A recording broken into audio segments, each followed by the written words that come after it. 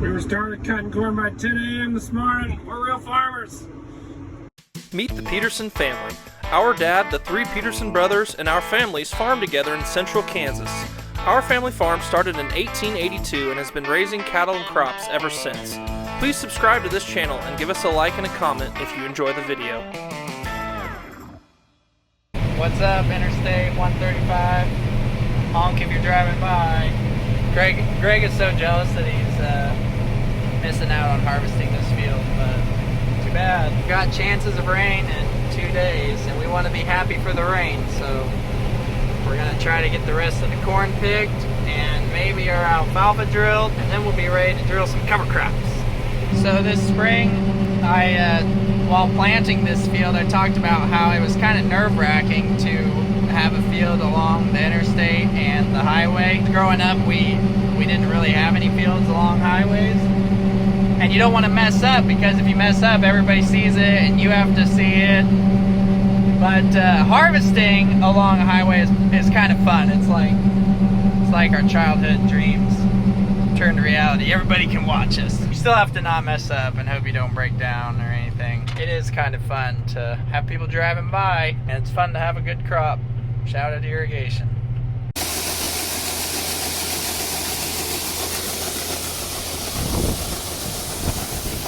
Bin's almost full.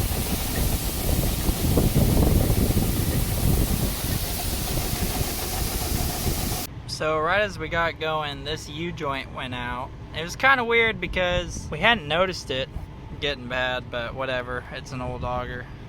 So we had to fix that over the noon hour, which worked out because we were able to have lunch and then fill the truck that went to the elevator. Our binning trucks didn't get too far behind, so I should have filmed it, but we were in a hurry.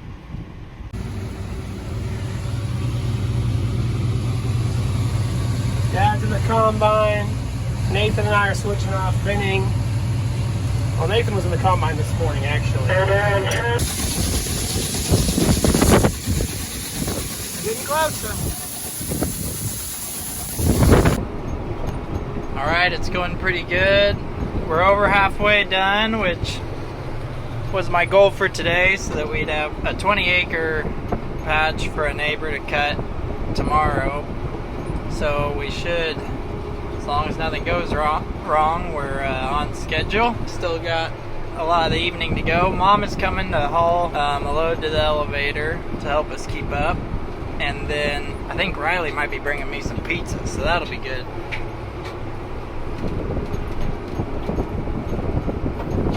Okay, we got Dad in the 9770. He hasn't driven it much. He likes his good old 9600.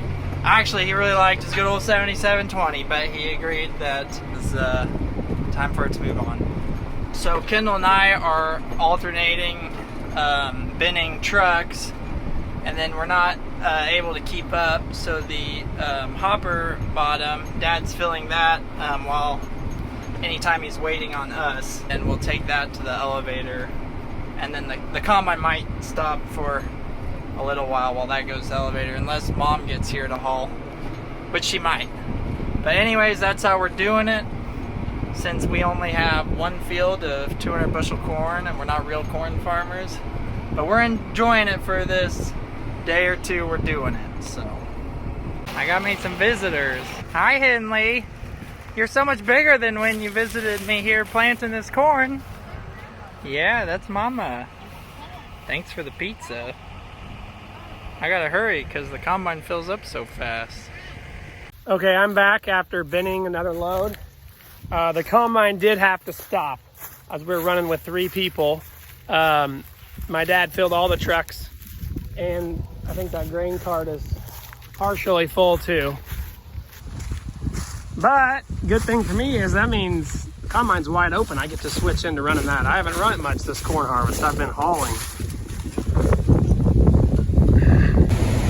Okay, we're doing pretty good here. Pretty happy getting to cut this. The water makes a lot of difference. That's kind of, you know, it's not like we didn't know that, but it's kind of nice to see the results. grain cart here before my next, or an operator here before my next dump. My dad should be almost back. We're hauling to the close elevator today. Okay, my grain tank full light is on. But my dad is in the field. He emptied the grain cart. He's on his way. Hey, there he is. All right, making a through the field pass here to open up for the grain cart. There was a spinning track. Kendall found my my swervy rows. I bumped the steering wheel or something while planting. I forget what happened, but I swerved off and I had to make a loop and line back up. And he just said on the radio, it hit some weird rows. I don't know what happened. I said, yeah, I remember that happening. That area right behind me, the last like 3 or 4 passes has been 20 to 30 bushel higher every pass. That's good. I think a lot of people probably, or a lot of farms just keep the same guy in the same piece of equipment. But we're kind of weird, so we trade off. We each have our things we mainly do, but we trade off. And like today, binning was really hot, still 100 degrees. Who would have thought it'd be the second half of September cutting irrigated corn and it'd still be 100 degrees? So we kind of, Kendall and I traded off that, and Dad got to cut. But Kendall got to cut some too, and now he headed to do chores, and I'm in the combine again. So, but we're having a really good day. We're really going to be pretty close to done by the evening, so that's good. The day is winding down, so is the field. Gonna try to just go ahead and get it done, but Dad's leaving these longer rows. We've had to have the grain cart. Well, Dad needs to go do chores. Kendall's already started on his, but Dad needs to go feed out his load. So he's gonna leave the grain cart for me in the middle of the field so that I can dump, and because I can't go down and back without getting a full bin. So, but we're pretty pleased with how this irrigated corn did. I think the whole field is gonna average 160 to 170, and that's including the corners.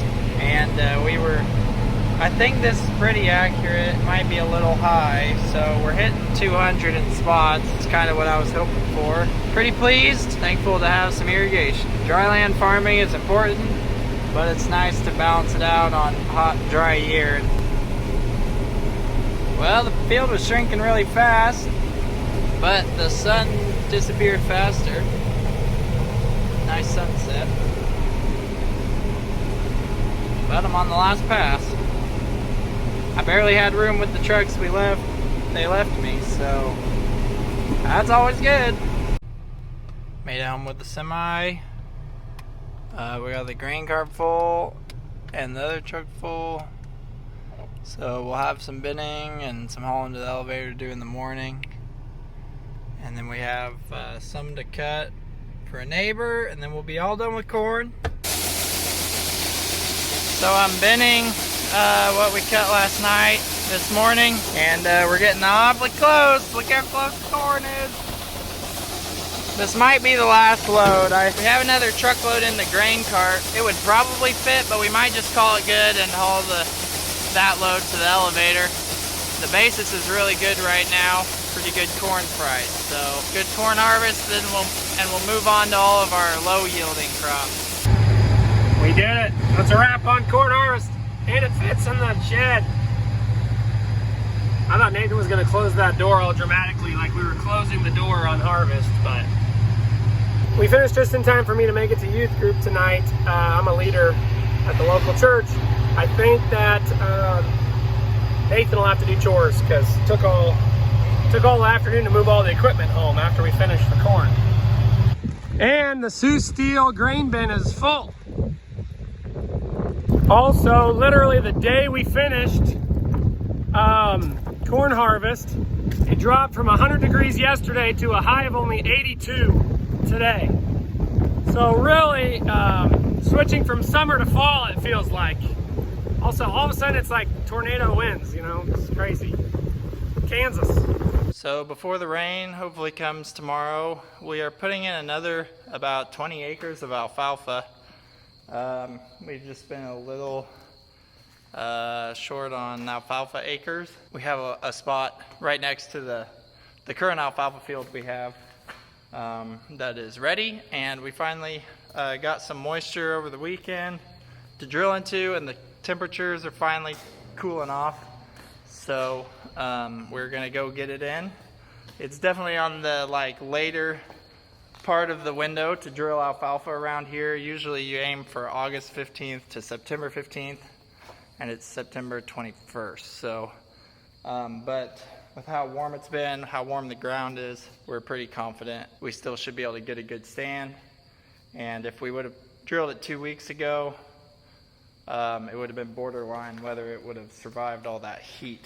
So one funny thing is we have not unhooked this cat tractor from the drill since double crop, those forage blends we drilled in July.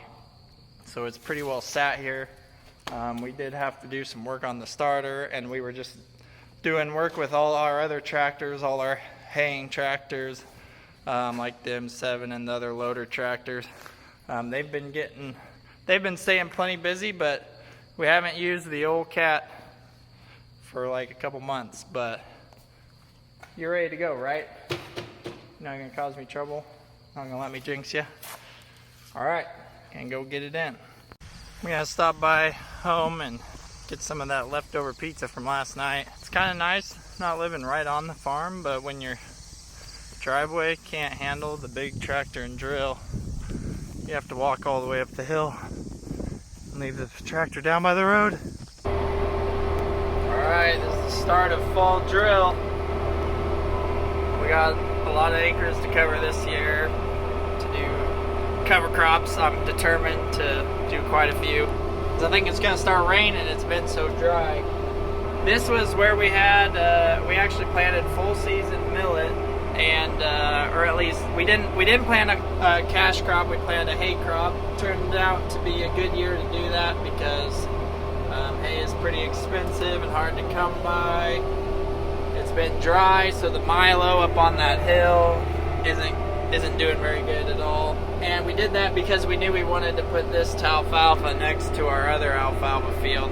You have to be careful with residual chemicals and withdrawal time drilling alfalfa. So this was milo last year in 2021, and then it sat all winter, and we grew the millet with nothing but some burning down when pigweeds came. And now we're drilling it to alfalfa. Alfalfa is pretty valuable, and 18 acres can do a lot for our size of cattle feeding. So here we are, and it's good to get this out, make sure everything's working. Next week we'll fill it with some triticale and get our corn ground covered up that we chopped and took the stalks off. It's very nerve-wracking to drill alfalfa because it looks like you're running out of seed the whole entire time, and you just have to rely on your calibration. And I have an extra bag along to make sure I get done, and then hopefully we don't have a whole bunch left over. That's it. As deep as I go. Yeah, that is it. Done with that. Thanks for the help, G-Dog. We have real mud, folks. We were hauling off 8 more pair this morning to the forage blend we have growing out there. We'll get them out of this mud onto some nice green. We're sure thankful for the mud because it means that forage is going to keep growing. Give us more grazing days. There is one tagging mistake I made in here. I have 2 number 611s.